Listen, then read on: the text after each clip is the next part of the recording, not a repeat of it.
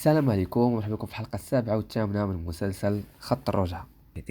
اشتركوا معنا في القناة وأنا إن شاء الله القناة تكبر شوية، حيث كما كنعرفوا بأن القناة مازالها صغيرة وخاصة الدعم ديالكم. داكشي علاش أخوتي الأعزاء الله يرحم لكم الوالدين اشتركوا معنا في القناة ونبداو في الأحداث ديال هذه الحلقة.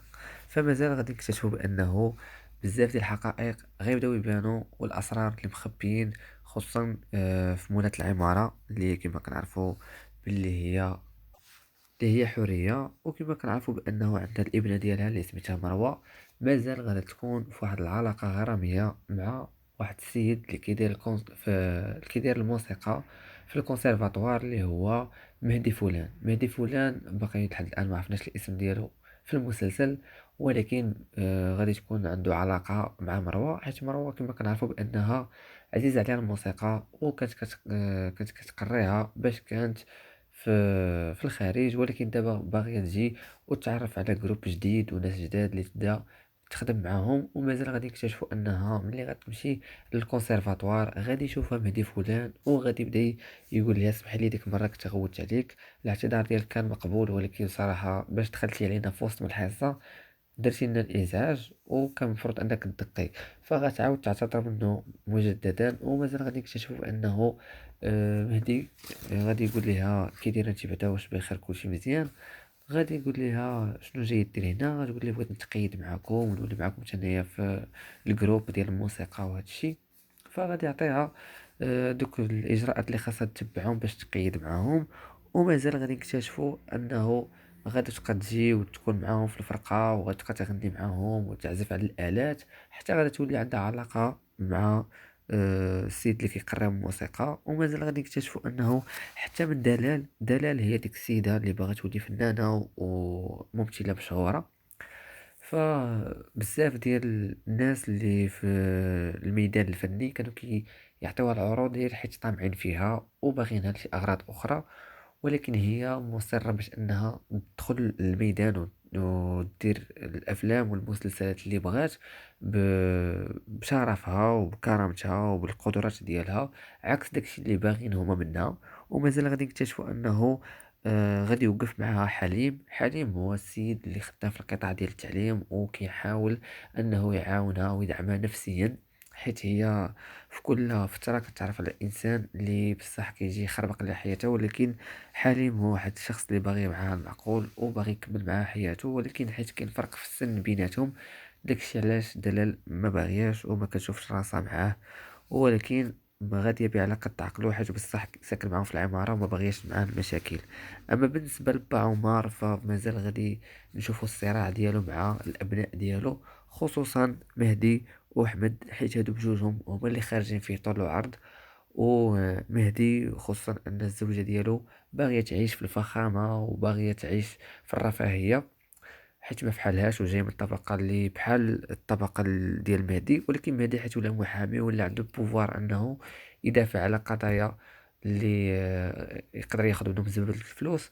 وداكشي علاش مرتو مقدمه في هادشي باش انه ما كيهمهمش شنو هما النوعيات ديال القضايا اللي غادي يدافع عليهم، قد ما كيهمهم الفلوس اللي غادي يربحوا من تما.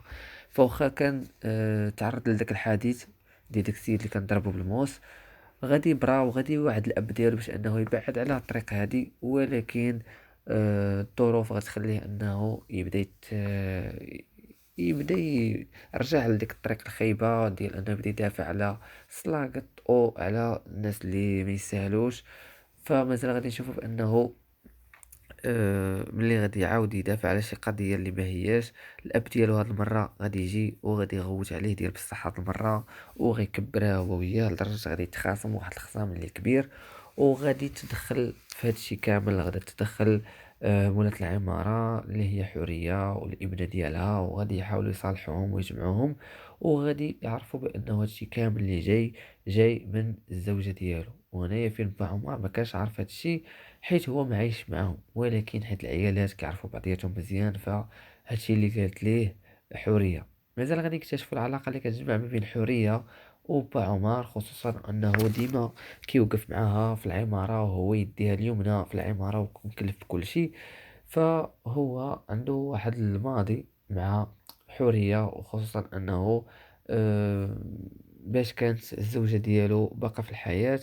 با عمر كان دار بعض الأخطاء اللي عرفاهم عليه غير حورية بوحديتها، وداك الشي علاش هو باقي خدام عندها حيت شاد عليه هاد الأسرار. أما هو بإمكانه أنه ميبقاش خدام في ديك العمارة، ولكن ما عنده كي يدير. مازال غادي نشوفو أنه في الأحداث المقبلة غادي يطراو بزاف ديال المشاكل، خصوصا عند أحمد اللي هو الطبيب وخدام في الكلينيك ديال نسيبو. نسيبو صافي طلع ليه في الراس هادشي هذا، ومبقاش بغى يخدم عنده أحمد نهائيا. ولكن الابنة ديالو حيت كتبغيه، أحمد داكشي علاش مبغاتش يخرج من الكلينيك ويبقى خدام معاهم.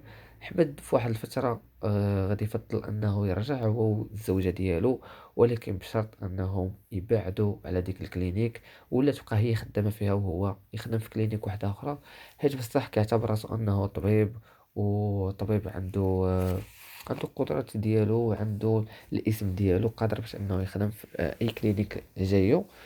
ولكن هو دابا الطموح ديالو ولا كبير، ولا باغي يولي تا هو عنده الكلينيك ديالهم، ويقدر ياخد عليه كريدي ويوقف الكلينيك على رجليه. ولكن باغي انه هاد المرة تكون مرته واقفة معاه في جنبه، ومرته غادا تبغي تمشي معاه في هادشي. ولكن الاب ديالها ملي غيساك الخبار غادي يتواجه معاها، حيت هو هادشي كامل علاش دايرو على قبل بنته، باش هي اللي تهز المشعل ديال داك الكلينيك، ماشي باش يجيو ينافسوه ويضربوا الكلينيك ديالو، خصوصا انه في نفس المدينه، حيت الكلينيك ديالهم معروف على الصعيد الاقليمي، واي واحد مريض ولا باغي شي حاجه كيمشي لديك الكلينيك. فمازال غادي نكتشفوا بزاف ديال الاحداث اللي غادي يطراو ما بين حمد والنسيب ديالو، حيت غادي يتعرض لمضايقات اللي هما كبارين، وديما كينقص منه من الاب ديالو، زعما راكم نتوما باكم غير كونسيرج، حيت ما عندوش شي حاجه اخرى يقد يشد عليه. حيت هو طبيب احترافي، وعنده السمعه ديالو، وعنده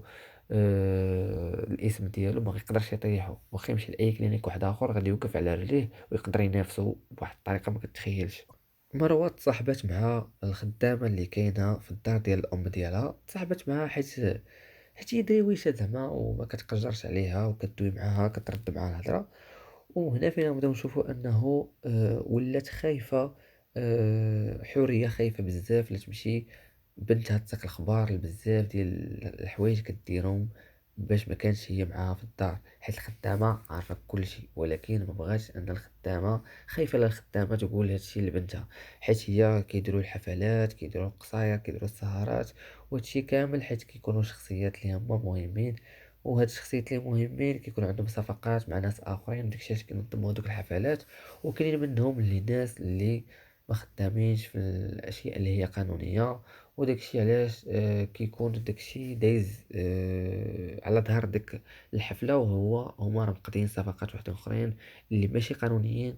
ومن تما منين الحريه كتاخد الفلوس صحاحين، وكتبقى عايشه في واحد النيفو اللي عاجبها وكتحماق عليه.